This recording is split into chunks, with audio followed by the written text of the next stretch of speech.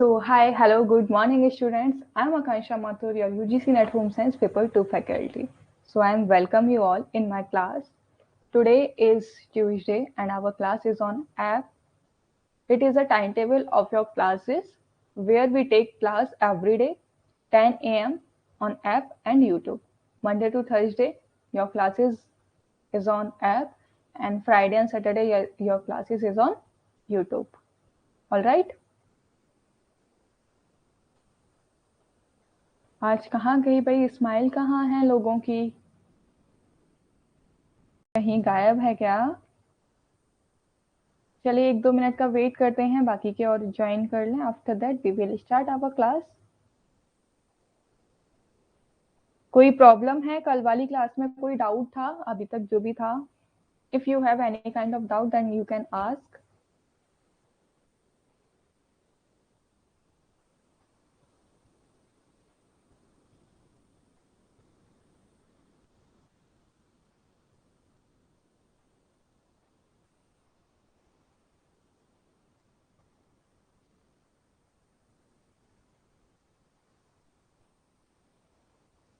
चलिए बता दीजिए जल्दी से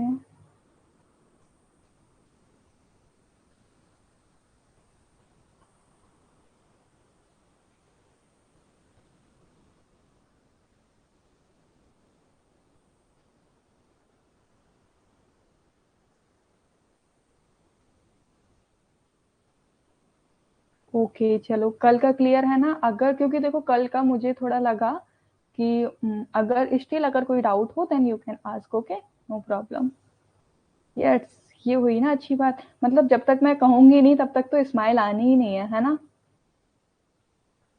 पता नहीं यार कैसे लोग हो तुम लोग यहाँ मुझे हर चीज के लिए तुम्हें बोलना पड़ता है लिटरली यार सीरियसली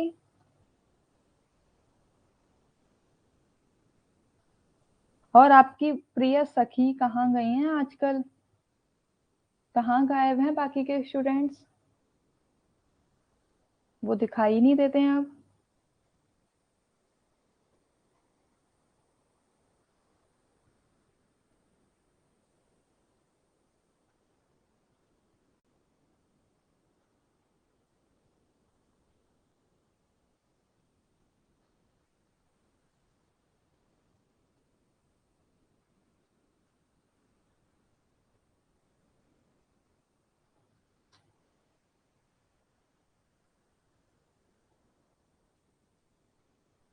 गुड मॉर्निंग राखी जी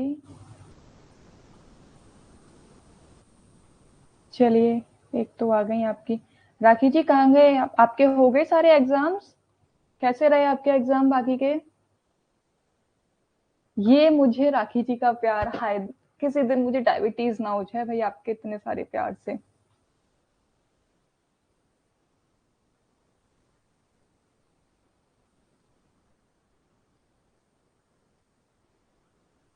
आपके एग्जाम्स कैसे रहे बच्चा और पहले ही बता दो कि वॉइस मेरी क्लियर है ना ऐसा तो नहीं कि मैं बहुत धीरे बोल रही हूँ या आवाज नहीं आ रही है कल है एक और एग्जाम ओके चलिए all the best for your exam and give your best कल exam finished and after that your birthday is coming right we will definitely celebrate चलिए तो आज हम पढ़ने वाले हैं कुकिंग मेथड्स है ना जहाँ पे कल हमने पढ़ लिया था कि जो हमारा मेन्यू होता है उसकी हम लोग डिलीवरी किस तरीके से करते हैं ना थैंक यू रेशो जी फॉर कंफर्मिंग मी है ना उसकी डिलीवरी किस तरीके से की जाती है ये सारी चीजें हमने पढ़ ली थी अब जो हमारे पास में मेन्यू था फूड था अब वो हम लोग देखेंगे कि इसको किस किस तरीके से पकाया जाता है ना पकाते तो भाई कभी कभी तुम लोग कहते हो कि मैम आप बहुत पकाती हो राइट यस आई रिमेम्बर, है ना। तो क्या है, तो आज हम लोग ये मेथड्स पढ़ेंगे कि how many types of cooking, इनको किस तरीके से यूज किया जाता है और इससे किस तरीके का न्यूट्रिएंट लॉस होता है। ये सारी चीजें हम लोग आज कवर करेंगे, जितना हो पाएगा उतना कवर करेंगे, थोड़ा थोड़ा करके ही पढ़ेंगे जैसे कि आपको क्लियर हो जाए सारी की सारी चीजें। गुड मॉर्निंग अंजू जी, कैसे हो भाई? आपकी स्माइल कहाँ गायब है?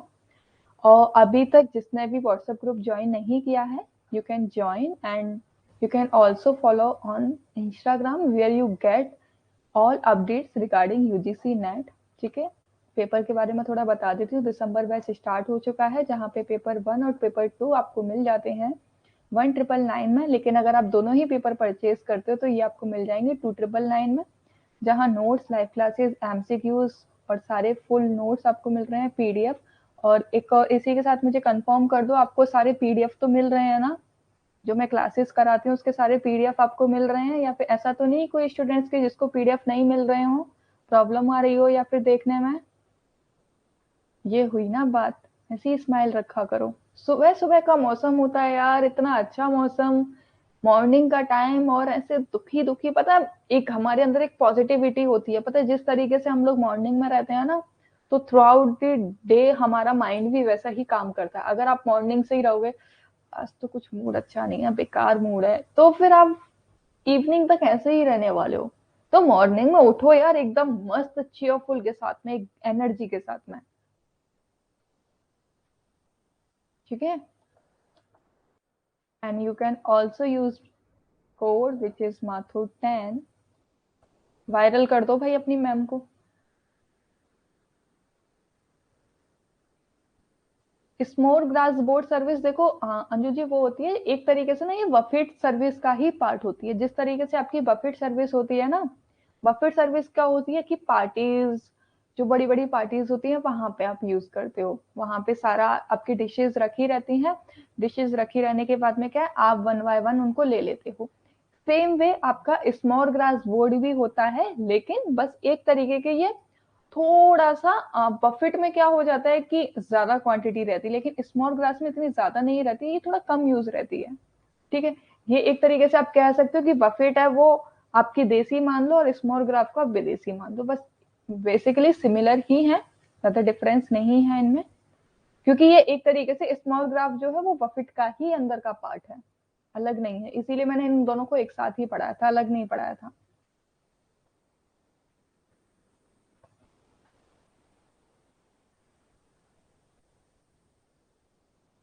ठीक है,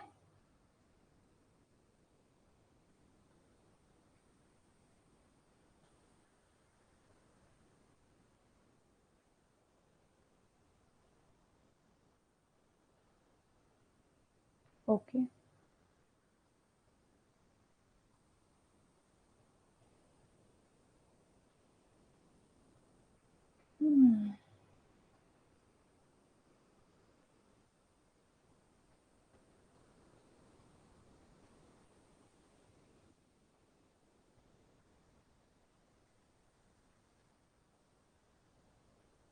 ओके, ठीक है, चलिए। मतलब एक तरीके से ना स्मॉल ग्राफ को आप इस तरीके से एस मतलब स्वीडिश, बाहर की ये डिश है। ठीक है, जहाँ पे मेनली क्या होता है कि जैसे कि फॉर एग्जांपल अगर मैं आपको एक और दो थोड़ा और क्लियर कर देती हूँ, कि जैसे कि सपोज करो कि आपके बफेट सर्विस में क्या हो जाता है कि आपका इंडियन फूड भी आ जाता है कई बार, है ना? कोई दिक्कत नहीं, कोई दिक्कत नहीं, है ना? तो इंडियन फूड भी आ जाता है, तो जहाँ पे आपके राइस भी आपको मिलेंगे, पापड़ भी आपको मिलेंगे, पूरीज भी आपको मिलेंगे, स्वीट्स भी मिलेंगे, ये बफेट में आ जाता है। पर स्मॉल ग्राफ में मोस्ट ऑफ द टाइम ऐसा होता है कि जहाँ पे आपकी स्वीडिश रहती हैं, जो स्वीडन होता है ना, स्वीडिश जो एक प्लेस है, वहाँ की आपकी ज्यादातर डिशेज रहती है, जैसे कि फॉर एग्जाम्पल ब्रेड बटर, है ना, गार्लिक ब्रेड, ये टाइप की थोड़ी डिशेज वहाँ रहती हैं, एक तरीके से स्नैक्स आप समझ सकते हो। बस ये थोड़ा डिफरेंस होता है बफेट में और स्मॉल ग्राफ में, ठीक है? और ऐसा ऐसा कुछ डिफरेंस नहीं है। आज हम पढ़ेंगे अपना कुकिंग मेथड्स। देखो यार, कुकिंग मेथड्स ना आपके बेसिकली 3 तरीके के होते हैं अगर मैं बोलूँ तो, लेकिन इनको और ज्यादा तुम्हें और समझाने के लिए ना इनको 4 तरीके के में डिवाइड कर दिया गया। फर्स्ट होता है moist heat method, dry heat method, combination method and fourth is other method. Moist heat method में क्या होता है, सिंपल बात है, मॉइस्ट मॉइस्ट यानी कि नमी, और नमी आपकी किस में होती है, पानी में नमी होती है। जब तक पानी नहीं होगा तब तक नमी नहीं हो सकती है ना। आपको अगर किसी आप इन्वायरमेंट में बैठे हो, अभी आपका ये वेदर जो चल रहा है, रेनी वेदर चल रहा है, यहाँ पे आप कहते हो ना उमस वाला वेदर हो रहा है, तो उमस वाला क्यों होता है, क्योंकि अलग से क्या है, आपके पास में वाटर एक्सेस हो रहा है, ज्यादा पानी आ रहा है। ज्यादा पानी आने से क्या है, वो जो भाप है वो उत्पन्न हो रही है। आप लोगों ने देखा है ना कि बारिश हो जाती है, बारिश होने के बाद में एकदम तुरंत धूप निकल आती है, तो कितनी गर्मी लगती है, एकदम उमस, कहते हैं ना, अरे ये तो उमस वाला एकदम बहुत बेकार वेदर हो रहा है, ये उमस हो रही है। तो वो किस तरीके की, आपका जब वाटर और हीट आपस में कांटेक्ट में आते हैं, तो वो क्या है, एक तरीके का आपका इवेपोरेशन करते हैं, जिसकी वजह से क्या है, आप कह देते हो कि मॉइस्चर कंटेंट आ जाता है, नमी आ जाती है। समझ रहे हो, जब तक अगर पानी और आग दोनों आपस में नहीं मिलेंगे तब तक नमी नहीं हो सकती है, ये याद रखना। मॉइस्ट हीट का मतलब क्या है, मॉइस्ट हीट यानी कि जैसे ही पानी आया और आग आई, दोनों आपस में टकराए, उसकी वजह से क्या है, नमी उत्पन्न होती है, जिसकी वजह से गर्माहट आती है ना। जिसमें अगर मैं मॉइस्ट हीट मेथड की अगर मैं बात करूं, सिंपल है कि ये क्या है, बॉइलिंग, यहाँ पे आपका वाटर का यूज होता है, ठीक है, जिसमें आप क्या है, बॉइलिंग करते हो, सिमरिंग करते हो, steaming, pressure cooking, poaching and blanching, ये कुछ टेक्निक्स हैं जिनको आप यूज करते हो मॉइस्ट हीट मेथड के अंदर, ठीक है। इन दिस सेम वे आपका होता है ड्राई हीट, नाम से ही क्लियर है। ड्राई हीट मतलब कि सूखी आग, जहां पे पानी नहीं होता है, इसका मतलब क्या है, एब्सेंस ऑफ वाटर, है ना। यहाँ बिल्कुल भी पानी नहीं होगा, सिर्फ आप आग से ही काम करोगे, पानी का इस्तेमाल नहीं करते हैं इसमें, जिसको मोस्ट ऑफ द टाइम आपके एक और नाम से जाना जाता है, विच इज एयर हीट, हवा वाली आग, है ना।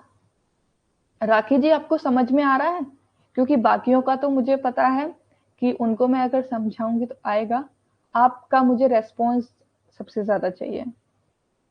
आप हो यहाँ पे,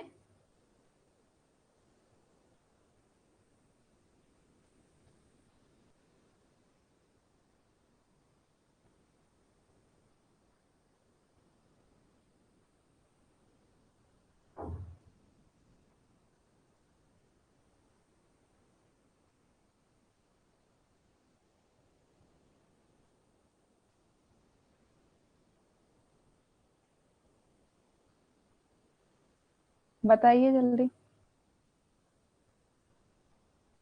एक सेकंड, एक सेकंड।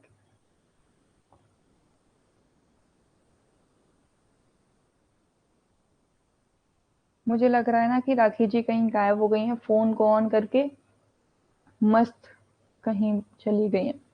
चलिए, तो हमने ये दोनों का समझा पहले, कि एक हमारे पास में मॉइस्ट हीट मेथड है, and second is dry heat method, है ना। हाँ, चली गई हैं। आप अपनी फ्रेंड को पकड़ के ही नहीं रखते हो भाई, पता नहीं कैसे दोस्त हो तुम लोग। चलिए, तो यहाँ पे हमने पढ़ लिया मॉइस्ट हीट मेथड के कुछ टाइप्स होते हैं, जिसमें कि आपका क्या आ जाता है, इन सब में boiling, simmering, steaming, pressure cooking, poaching, blanching, इन सब में क्या है, आपका वाटर यूज किया जाता है। ओके, आ गई राखी जी। तो आपको समझ में आ रहा है अभी मैं क्या पढ़ा रही हूँ, ये बताओ। कहीं पे भी अगर आपको कुछ भी नहीं समझ आए, ये स्पेशली राखी जी के लिए नहीं है, सबके लिए है, नहीं समझ में आए तुरंत मुझे बोलो, ठीक है। अपने आंख नाक कान जो खुले रखना है वही खुले रखो।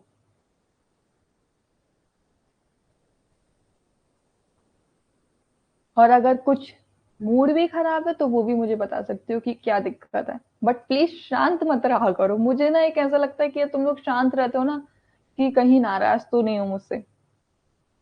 तो that's why I am saying, just be cheerful, be happy, right. Dry heat method में आपका क्या आ जाता है, कि जिसमें जरा सा भी पानी यूज नहीं होता है, बिल्कुल भी पानी यूज नहीं होगा आपका, है ना। तो उसमें क्या आता है, रोस्टिंग, ग्रिलिंग, ब्रॉयलिंग, टोस्टिंग, है ना, और एक तरीके से बेकिंग, शॉर्टिंग, फ्राइंग, ये सारी चीजें क्या है आपकी आ जाती हैं ड्राई हीट मेथड में, है ना।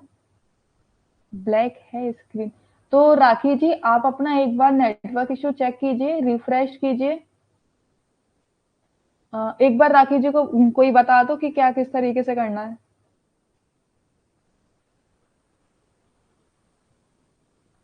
हेल्प कर दो भाई राखी जी की।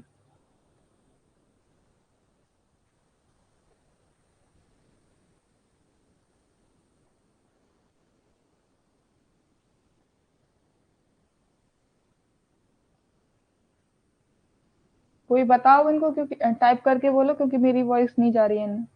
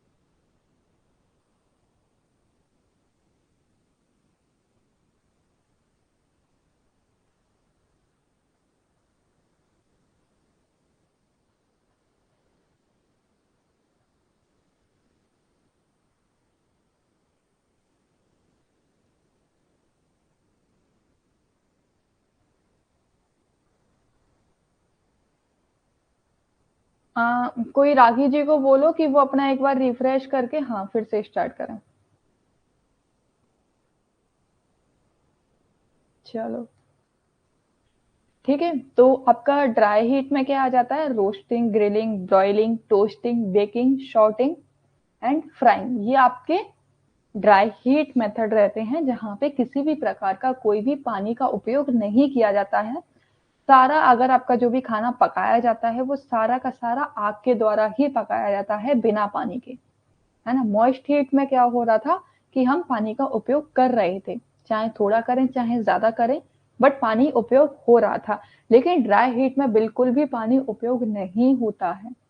कॉम्बिनेशन में क्या हो जाता है कि हम पानी भी यूज कर लेते हैं और कहीं ना कहीं ड्राई हीट भी हम लोग यूज करते हैं।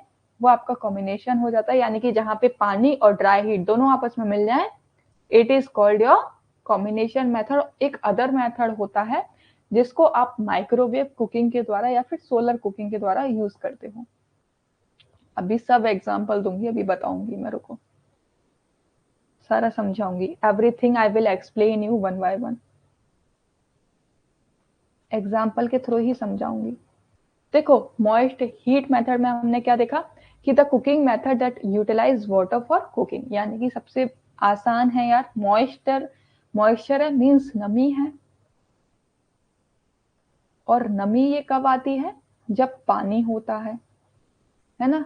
यानी कि जब आपका पानी उपयोग में होगा तभी आपकी मॉइस्ट हीट मेथड का उपयोग किया जाएगा। जैसे कि मैं फॉर एग्जांपल अगर आपको दूं, आप लोग सब्जियां बनाते हो, है ना। सब्जी बनाओ या फिर कोई भी डिश बनाते हो, तो उसमें पानी का उपयोग करते हो कि नहीं करते हो? सपोज करो मैं सिंपली आलू उबाल रही हूँ, पोटैटो बॉईल कर रही हूँ, तो पोटैटो बॉईल करने के लिए क्या है, मुझे वाटर चाहिए। अब इस पोटैटो और वाटर को मैंने जब हीट के कांटेक्ट में रखा, तभी तो जाके ये मेरे पकेंगे। और हम तब तक इसका यूज करते हैं, ये जो आग होती है वो वाटर के थ्रू क्या है, ट्रांसफर होती है हमारे फूड में। और तब तक हम इसका यूज करते हैं जब तक ये सॉफ्ट ना कर दे हमारे फूड को, तब तक हम मॉइस्ट हीट मेथड का यूज किया जाता है। ठीक है। अब इसके हम लोग जो हमने एग्जाम्पल लिए थे, क्या क्या होते हैं? बॉइलिंग होता है, सिमरिंग होता है, राइट, पोचिंग होता है, ब्लांचिंग होता है। ये जो डिफरेंट डिफरेंट टाइप्स हैं, अब ये क्या होते हैं, हमें इतना तो चलो पता चल गया आसान भाषा में। मॉइस्ट हीट का मतलब है कि हम पानी का उपयोग करके हम खाना पका रहे हैं, ये हमें पता है। लेकिन किस तरीके से पका रहे हैं भाई? क्या क्या ये जो आपने इतने सारे मेथड बता दिए, ये मेथड हैं क्या? तो उनको जान लेते हैं। सिंपल है, बहुत इजी है। सबसे पहला मेथड है आपका बॉइलिंग। सब ने कभी ना कभी कुछ ना कुछ बॉईल जरूर किया होगा अपने घर में। बॉइलिंग में क्या होता है, इसमें आपका टेम्परेचर एक तो हाई रहता है, ठीक है, टेम्परेचर हाई रहता है, और तब तक इसमें फूड को पकाया जाता है जब तक कि फूड क्या है, सॉफ्ट ना हो जाए। सॉफ्ट नहीं हो जाता तब तक फूड को पकाया जाता है। दूसरी चीज, टेम्परेचर हाई रहेगा, सॉफ्ट ना हो जाए तब तक पकाया जाता है, और वाटर में पकाया जाता है, पानी में ही उबाला जाता है इसको, है ना, क्योंकि पानी है तभी तो ये चीजें आपकी वो करेगा, सॉफ्ट करेगा, राइट।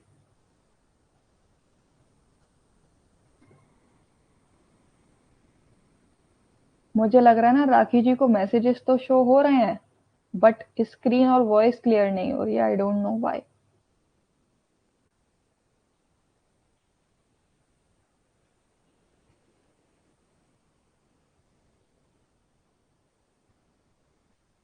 पता नहीं क्या दिक्कत हो रही है।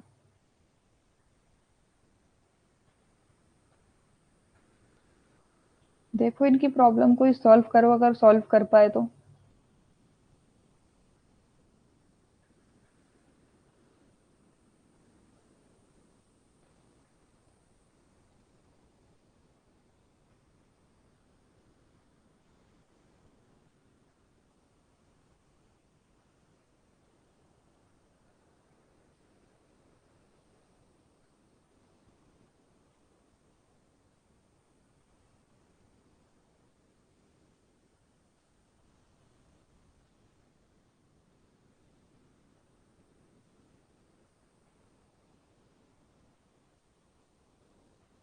है ना, तो यहाँ पे क्या होता है कि हाई टेम्परेचर रहता है, और जब तक खाने को पकाया जाता है जब तक ये सॉफ्ट ना हो जाए, और दूसरी चीज वाटर की सहायता से पकाया जाता है।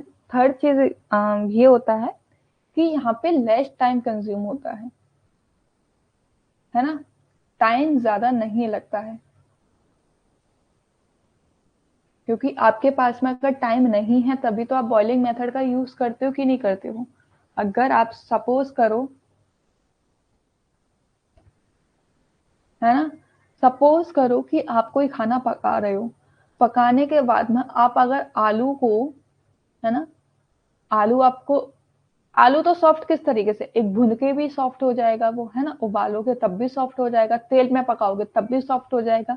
लेकिन इन सब से जो फास्ट मेथड रहता है ना, आप इकट्ठा इन सबको करोगे, जो हेल्दीएस्ट मेथड रहता है वो आपका बॉइलिंग रहता है। बॉइलिंग से एक क्विक, जो विद इन अ सेकेंड या फिर विद इन अ मिनट आप कह सकते हो कि आपका जो फूड है वो सॉफ्ट हो जाता है, जिसको आप नॉर्मली भी कंज्यूम कर सकते हो, है ना।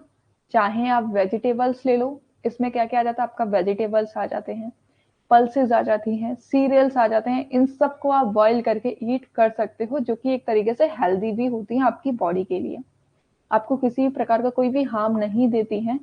क्यों, क्योंकि बॉइलिंग में, लेकिन बॉइलिंग में एक डिसएडवांटेज ये रहता है बस, कि अगर आप ये बॉईल कर रहे हो, इसका जो वाटर है, अगर आप इसको यूज कर रहे हो तो वो तो अच्छा रहता है ना, लेकिन अगर आप इसको थ्रो आउट कर देते हो, रुक रुक के क्लास चल रही है, ऐसा तो कोई इश्यू नहीं आ रहा है भाई, आपका कोई नेटवर्क इश्यू आ रहा है इसीलिए कुछ ऐसा दिक्कत हो रही होगी, मेरे हैंड से ऐसी कोई दिक्कत नहीं है, क्योंकि मेरे हैंड से क्लास एकदम ठीक चल रही है भाई, 5G के नीचे बैठी हुई हूँ मैं तुम्हारी क्लास लेने के लिए।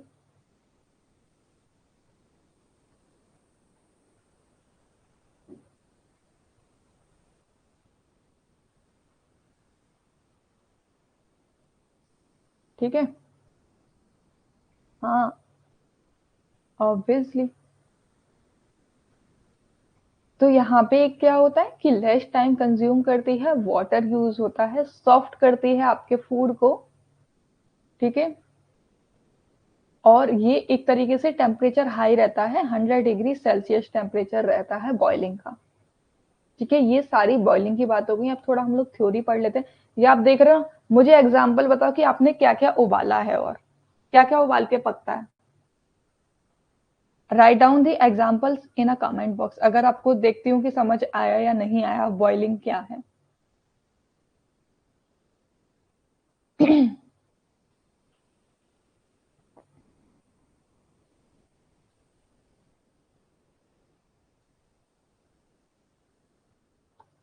चलिए देखिए, बॉइलिंग जो आपकी की जाती है ना 100 डिग्री सेल्सियस पे ही की जाती है, जिसका टेम्परेचर मेंटेन रखा जाता है तब तक जब तक कि फूड सॉफ्ट ना हो जाए। जैसे कि आपका चावल, अंडे, दाल, मीट, रूट्स, ट्यूबर्स, ये सभी चीजें आपके बॉइलिंग मेथड्स के द्वारा ही पकाई जाती हैं। लेकिन इसमें एक यस, वेरी गुड, है ना, वेरी गुड अंजू जी। यहाँ पे क्या रहता है, एक इसमें डिसएडवांटेज ये रहता है कि अगर आप जो बॉइलिंग वाला जो पार्ट है, यस राइट, मिल्क, डेफिनेटली, यानी कि मतलब समझ रहे हो ना कि मैं क्या कहने की कोशिश कर रही हूँ। तो बॉइलिंग समझ में आ रहा है ना सब लोगों की, है क्या, सिंपल है, घर में सब लोग यूज करते हो इस मेथड को।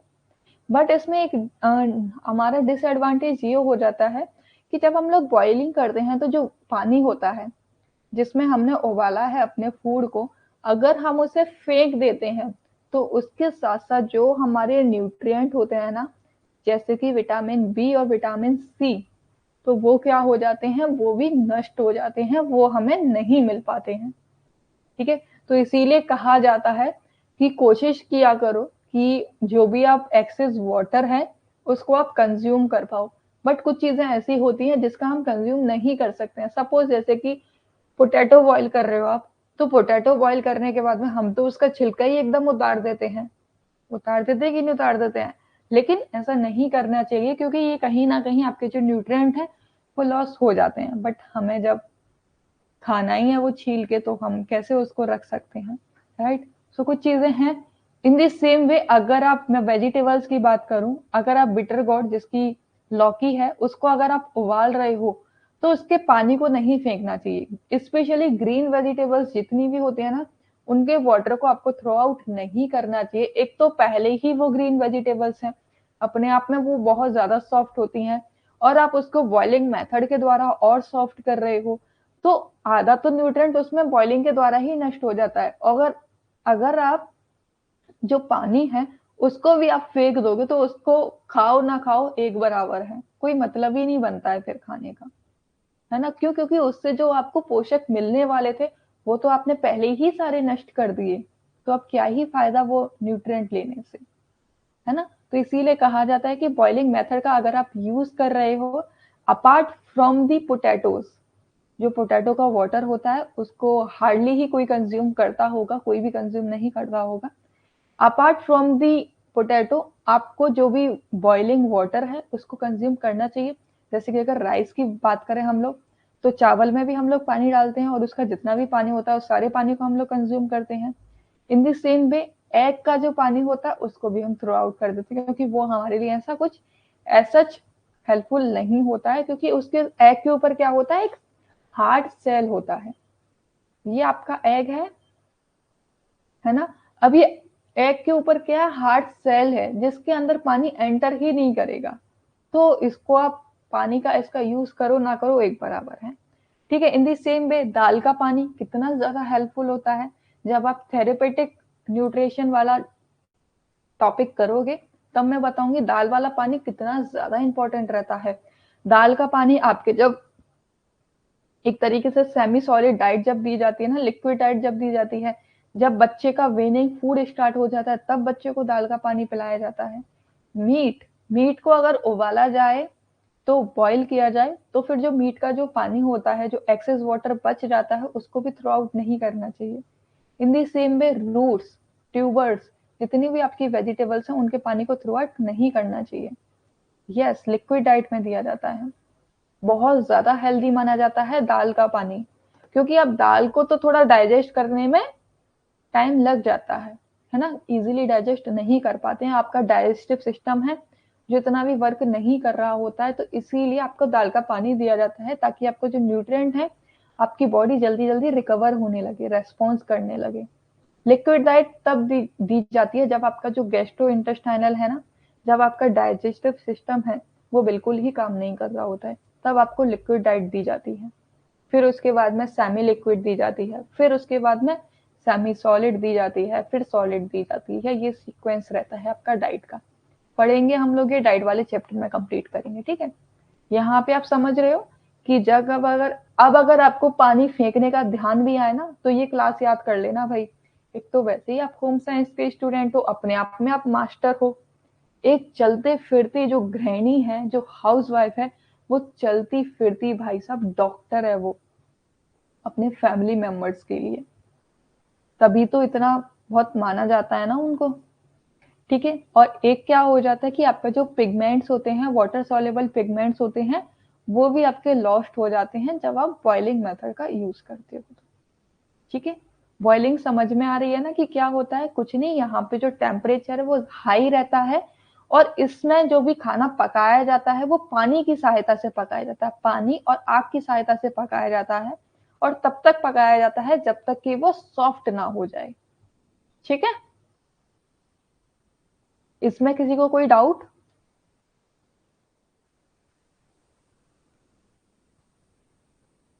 फिर है आपका स्टीमिंग। अगेन, स्टीमिंग क्या है? स्टीमिंग भी आपका वाटर यूज करके ही यूज किया जाता है, बट स्टीमिंग में क्या होता है कि आप वहां पे तो डायरेक्ट फूड को आप वाटर के कांटेक्ट में लेकर आ रहे थे, लेकिन स्टीमिंग में क्या होता है कि आप इनडायरेक्ट वाटर के कांटेक्ट में रखते हो। ओके,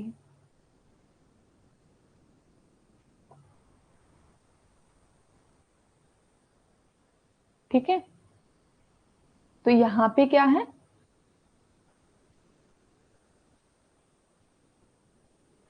इनडायरेक्ट कांटेक्ट रहता है किसका? फूड का। ऐसा क्यों होता है? क्योंकि वहां पे बॉइलिंग मेथड में तो हम लोग डायरेक्ट, ये लिख लो एक और, थोड़ा याद रहेगा ये, ठीक है। यहाँ पे हम क्या करते हैं? डायरेक्ट कांटेक्ट ऑफ फूड,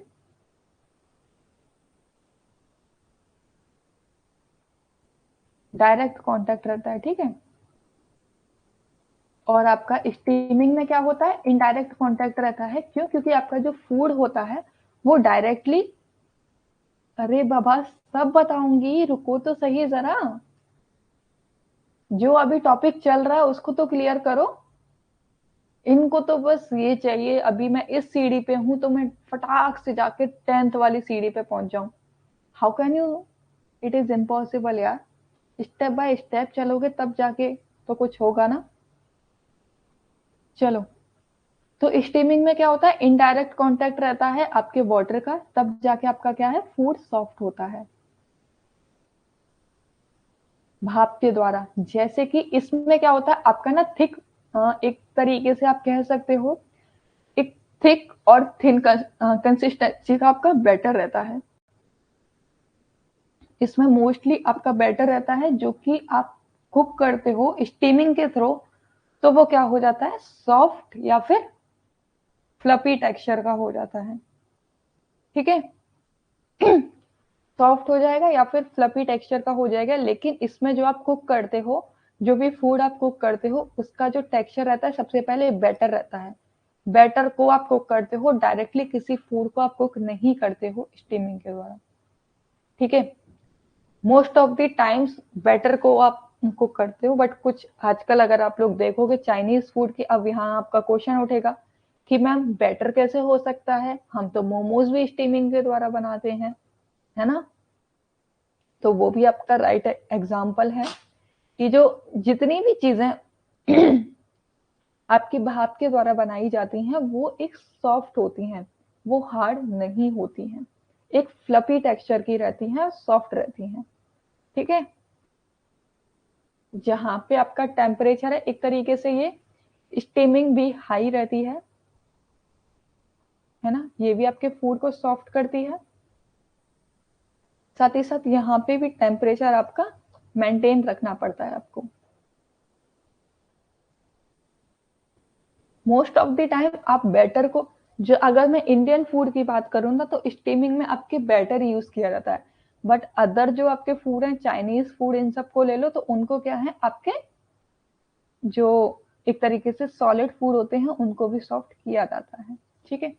अगर कोई एग्जाम्पल देगा मुझे, फॉर एग्जाम्पल ढोकला, इडली, और क्या है भाई? और कोई एग्जाम्पल देगा? ढोकला हो गया, इडली हो गया, और क्या बनाते हो आप स्टीमिंग के द्वारा? केक बनाते हो कि नहीं बनाते हो? एक तो केक आपका माइक्रोवेव में बनता है। इडली मैंने लिख दिया। चलिए देख लेते हैं। ठीक है, तो यहाँ पे क्या है, स्टीमिंग में क्या होता है, नॉट इन डायरेक्ट कांटेक्ट। मैंने बोला ना कि ये डायरेक्ट कांटेक्ट में नहीं रहता है, इनडायरेक्ट कांटेक्ट रहता है वाटर का।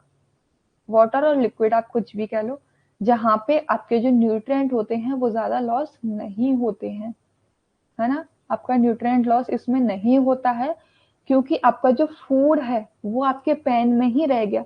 जितने भी आपके न्यूट्रिएंट थे वो फूड के अंदर ही रह गए हैं, वो ना ही किसी वाटर के कांटेक्ट में आए हैं और ना ही वो कहीं बाहर गए हैं।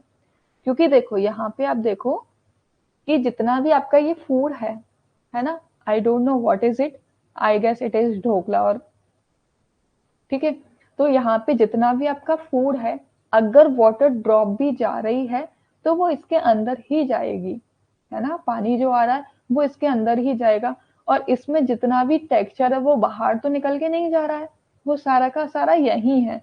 बस एक थिंग क्या है कि ये सारा का सारा भाप के द्वारा पक रहा है, और भाप के द्वारा कोई चीज पक रही है तो उसका किसी भी प्रकार का कोई भी न्यूट्रिएंट लॉस नहीं होता है।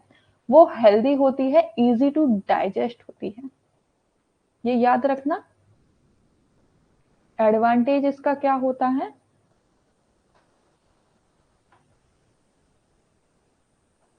Easy to digest. ठीक है, आसानी से पक जाती है। क्यों? क्योंकि ये इसकी जो कंसिस्टेंसी होती है वो सॉफ्ट नेचर की होती है, एक फ्लफी नेचर की होती है, जो अगेन आपके डाइजेस्टिव सिस्टम को ज्यादा कसरत नहीं करने देती है, हल्की होती है, लाइट वेट होती है। ठीक है, इजी टू डाइजेस्ट होती है, साथ ही साथ लाइट वेट होती है, इसीलिए।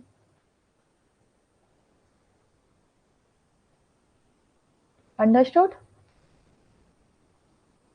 किस किस को क्लियर है ये वाला पार्ट? ठीक है, texture of food is better as it becomes light and fluffy. यानी कि जो फूड का जो टेक्सचर होता है वो कैसा होता है, बेटर कंसिस्टेंसी का होता है, जो कि क्या है, बाद में जाके लाइट और फ्लफी नेचर का बन जाता है। इतने में किसी को अभी तक कोई दिक्कत? बॉइलिंग और स्टीमिंग में कोई दिक्कत? डिफरेंस समझ में आया? बॉइलिंग में क्या होता है कि आपका जो पानी है वो डायरेक्ट फूड के कांटेक्ट में आता है, जहां पे आपका न्यूट्रिएंट लॉस भी हो जाता है अगर आप बॉइलिंग वाटर को फेंक देते हो। लेकिन स्टीमिंग में क्या होता है कि फूड डायरेक्ट वाटर के कांटेक्ट में नहीं आता है, जिसकी वजह से जो न्यूट्रिएंट होते हैं उनकी भी हानि नहीं होती है, और ये एक हेल्दी फूड आपके लिए कहलाता है, जो कि एक लाइट वेट होता है, जिसके कारण आप इसको आसानी से पचा सकते हो और खा सकते हो। ठीक है, इसमें अभी तक किसी को कोई भी दिक्कत? अगर दिक्कत है तो मुझे कमेंट में बताओ जल्दी। दोनों नहीं आ रहा है? ऐसे कैसे? एक सेकंड रुको।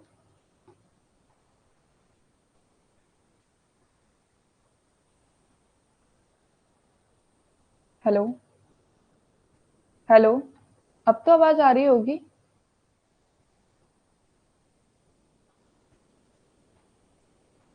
क्योंकि यहाँ से तो एकदम ठीक है।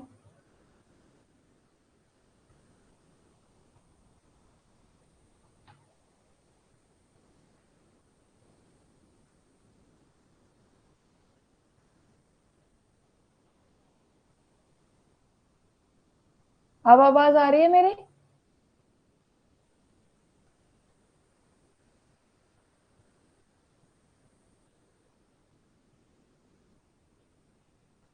ओके, तो एक बार मैं फिर से समझा देती हूँ। ये स्टीमिंग क्या सुनाई दिया था, स्टीमिंग वाला, या फिर आवाज चली गई थी?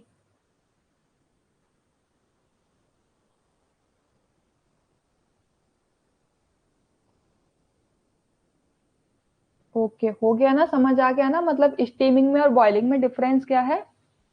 चली गई थी।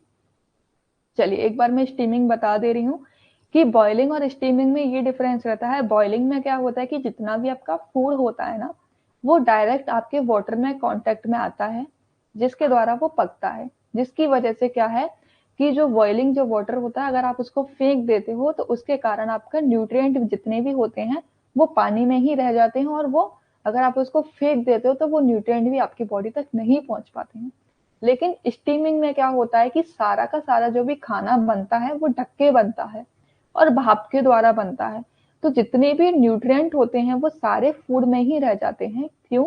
क्योंकि यहाँ पे जो फूड होता है ना वो डायरेक्ट पानी के कांटेक्ट में नहीं आता है, इनडायरेक्ट रहता है। क्योंकि आप कोई भी, ये देखो यहाँ पे अगर आप देखोगे तो ये आपके पास में इक्विपमेंट है ना, जो भी यूटेंसिल है आपने वो यूज किया, नीचे आपने कोई भी स्टैंड रख दिया, उसके बाद में तब जाके आप किसी यूटेंसिल में आप अपना फूड रखते हो। तो जिसकी वजह से क्या है कि यहाँ पे डायरेक्ट पानी कांटेक्ट में नहीं आ रहा है, ये सिर्फ भाप के द्वारा ही पक रहा है। तो जितने भी न्यूट्रिएंट होते हैं वो सारे के सारे फूड में ही रह जाते हैं, कहीं बाहर नहीं निकलते हैं। लेकिन अगर आप स्टीमिंग को खोल के आप स्टीमिंग भी नहीं कर सकते हो, खोल दोगे तो भाप ही नहीं बनेगी, और भाप नहीं बनेगी तो आपका फूड भी नहीं पक पाएगा। तो इसीलिए जितनी स्टीमिंग एक one of the best method माना जाता है for the soft food, for the healthy food. क्योंकि यहाँ पे क्या होता है कि जो आपका फूड होता है ना, एक तो लाइट वेट हो जाता है, सॉफ्ट हो जाता है, जिसकी वजह से वो इजीली आप उसको चबा सकते हो, इजीली चबा सकते हो। तो अब वो आसानी से चब जाएगा आपके मुंह में सलाइवा के थ्रू। तो क्या है, जब आप आपके जो स्टमक के अंदर जाता है आप उसे डाइजेस्ट करने में भी इजी हो जाता है, क्योंकि वो एक नॉर्मल है, एक डिफिकल्ट नहीं है। हाँ, स्टीमिंग को भाप और बॉइलिंग को उबालना, ठीक है। तो स्टीमिंग में क्या है, पहले ही आपका फूड है वो सॉफ्ट हो गया, सॉफ्ट हो गया तो आसानी से जिसके दांत भी नहीं होंगे ना वो भी उसको चबा सकता है। तो सोचो जिसके दांत नहीं है वो भी उस फूड को चबा रहा है, तो जैसे ही आपके वो डाइजेस्टिव सिस्टम के अंदर जाएगा तो वहां पे तो उसको ज्यादा कसरत भी नहीं करनी पड़ेगी, है ना। क्योंकि वो तो एकदम सॉफ्ट है। आपका डाइजेस्टिव सिस्टम क्या करता है कि आपका जितना भी हार्ड फूड होता है उसको एकदम सॉफ्ट कर देता है, सॉफ्ट करने के बाद में क्या है वो एक्सक्रीट हो जाता है। बट लेकिन ऑलरेडी जो फूड है आप उसको सॉफ्ट इनटेक कर रहे हो, तो डाइजेस्टिव सिस्टम को भी ज्यादा मेहनत नहीं करनी पड़ती है। तो ये थोड़ा डिफरेंस है, जिसकी वजह से क्या है इसका जो टेक्सचर रहता है ना, स्टीमिंग वाले जितने भी फूड होते हैं मोस्ट ऑफ दी जो इनका टेक्सचर रहता है वो बेटर रहता है ना, तरल रहता है, जिसकी वजह से क्या ये हल्का रहता है और फूल जाता है, जो आपको डाइजेस्ट करने में भी इजी रहता है। और इसीलिए इसके जो न्यूट्रिएंट हैं वो ज्यादा लॉस नहीं होते हैं। इसीलिए ये जो आप लोगों ने देखा होगा ये जो फूड दिया जाता है ना वो ज्यादातर, अगर कोई बीमार भी है ना, अगर किसी को पेट से संबंधित कोई समस्या है तो उसको आप ये फूड दे सकते हो जिसको वो आसानी से चबा सकता है, उसको कोई परेशानी नहीं होगी।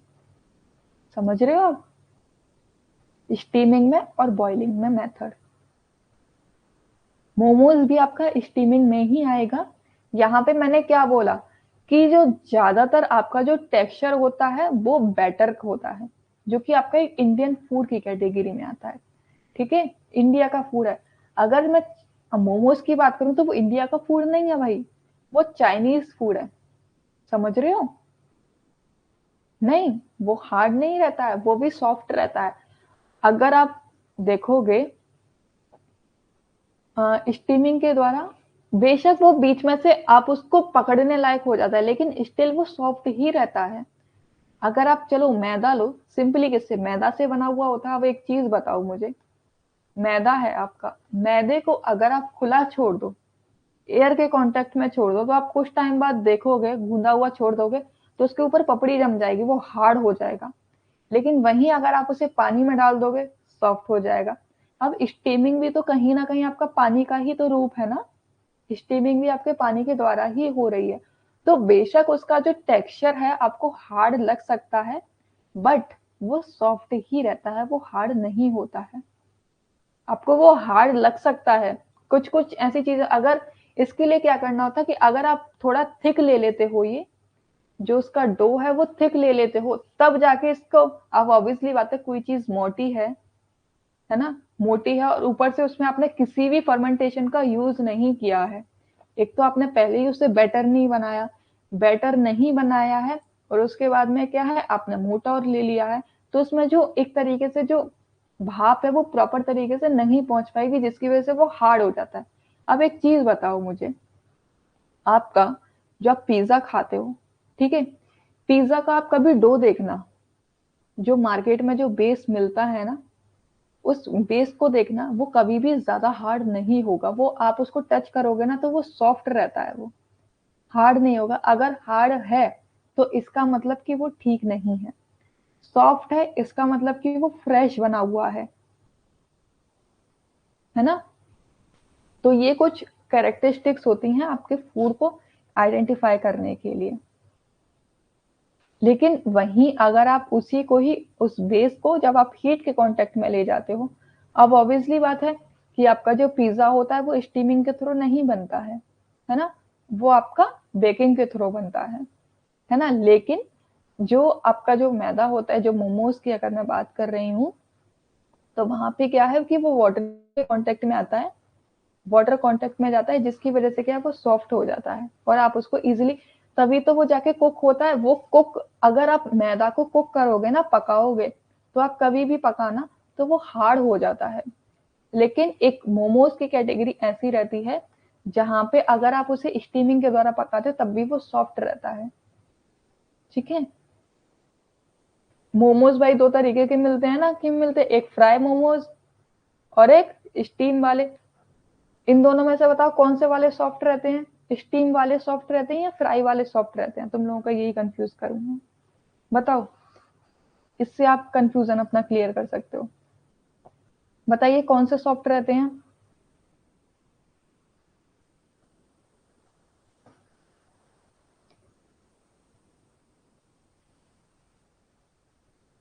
यस, स्टीम वाले। क्यों? क्योंकि वहां पे वो है नेचर, स्टीम करता ही आपके फूड को सॉफ्ट है। अरे स्टीम फूड को ही क्या, आपकी स्किन को भी सॉफ्ट कर देता है भाई। आप कभी लेना स्टीम अपने फेस पे, आपकी स्किन भी एकदम सॉफ्ट सॉफ्ट हो जाएगी, है ना। तो आज हम लोग इतना ही पढ़ेंगे, बॉइलिंग और स्टीमिंग। अभी और काफी सारे पार्ट्स रह गए हैं इसके, वो हम लोग कल वाली क्लास में अपना कवर आउट करेंगे, ठीक है।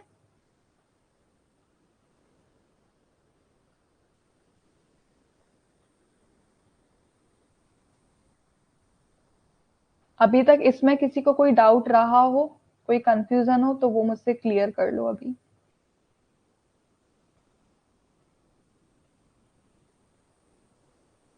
कोई डाउट कंफ्यूजन कुछ है? हाँ, जल्दी टाइम हो गया। अभी अलाउ नहीं है, वरना मेरा मन करे तो मैं तो ज्यादा देर तक क्लास लेती रहूं। उबालना, छोला, egg, steaming, soft, momos, idli, cake. Exactly, very good Rakhi जी, क्लैपिंग फॉर राखी। चलो शांति से उसने सुना और समझ में आ गया। ग्रेट, क्लैपिंग कर दो भाई, सब लोग अपने लिए क्लैपिंग कर लो।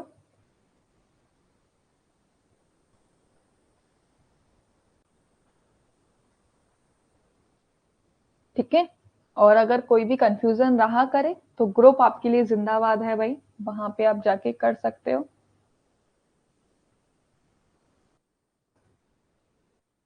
आज मुझे पता बहुत कुछ पढ़ाना था, बट वही है कि कुछ तुम्हारा नेटवर्क इशू, और देखो कितना सारा अभी पढ़ाना था मुझे, बट नो इशू। कल वाली क्लास में हम लोग करेंगे, और कल सब लोग टाइमली आ जाना, ठीक है। तो टाइम से थोड़ा क्लास स्टार्ट हो जाएगी ना, तो मुझे भी थोड़ा दिक्कत नहीं रहेगी, तुम्हारा ज्यादा कवर हो जाएगा।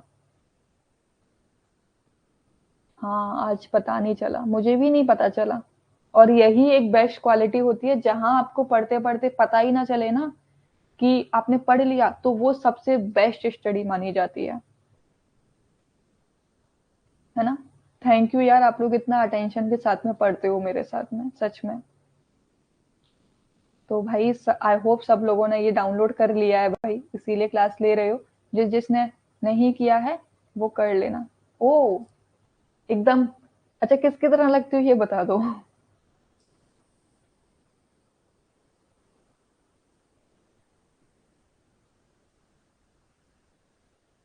10 क्वेश्चन डेली? चलो मैं कोशिश करूंगी कि मैं क्वेश्चंस करवा दिया करूं, अगर मुझे थोड़ा हो जाया करेगा तो, ठीक है। डेली नहीं तो मैं कुछ कुछ दिन आपका कर लिया करूंगी। कोई बात नहीं, कोई बात नहीं। All the best for your exam, अच्छे से एग्जाम देना, ठीक है। अरे यार एक काम कर, मैंने वहां पे आप लोगों को दे रखा है यार परमिशन। टेलीग्राम पे ओटीपी नहीं आ रहा है। Thank you. आप नंबर से ज्वाइन कर रहे हो क्या? कुछ नहीं है, टेलीग्राम चैनल आप डाउनलोड करोगे अपने फोन में। डाउनलोड करने के बाद में जिस तरीके से आपका व्हाट्सएप है ना, सिंपली उस तरीके से चलता है वो।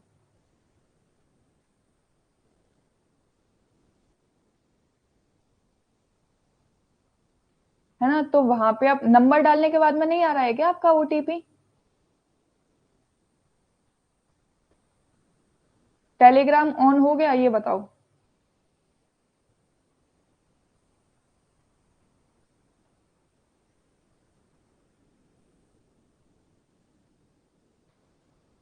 कोई भाई कोई रेशु जी का टेलीग्राम ऑन करवा देना।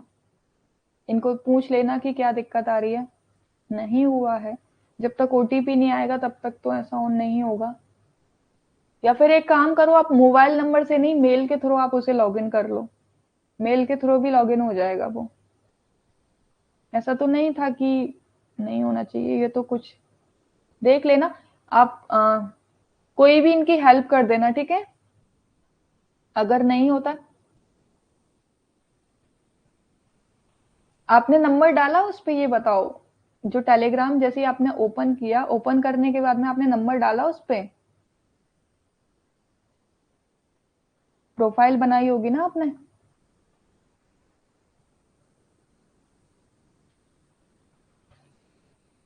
नंबर डालने के बाद में नहीं आ रहा ओटीपी? ऐसा तो नहीं है कि कुछ नंबर गलत डाल दिया हो, वो वर्किंग है वो नंबर?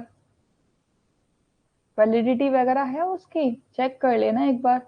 क्योंकि ओटीपी तो तभी नहीं आता है जब वैलिडिटी नहीं होती है या फिर नंबर चालू नहीं रहता है।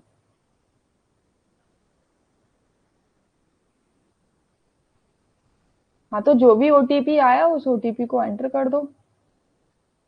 पता नहीं, चलो देख लेना, आपस में ये हेल्प कर देंगे आपके, अगर नहीं होता है कुछ।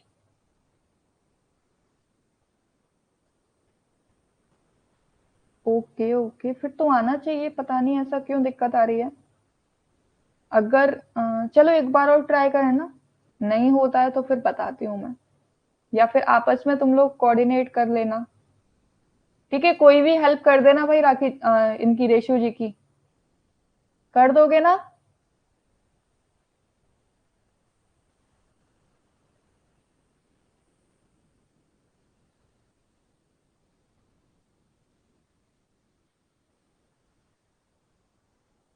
अच्छा। चलो, नहीं नहीं, कर दे, कोई भी है राखी या फिर अंजू जी जो भी है। एक बार ना रेशु जी से कांटेक्ट करने के बाद में उनका थोड़ा बता देना कि क्या दिक्कत हो रही है उनको, ठीक है। ऑन करवा दो भाई इनका टेलीग्राम, कि क्यों नहीं हो रहा है। Okay students.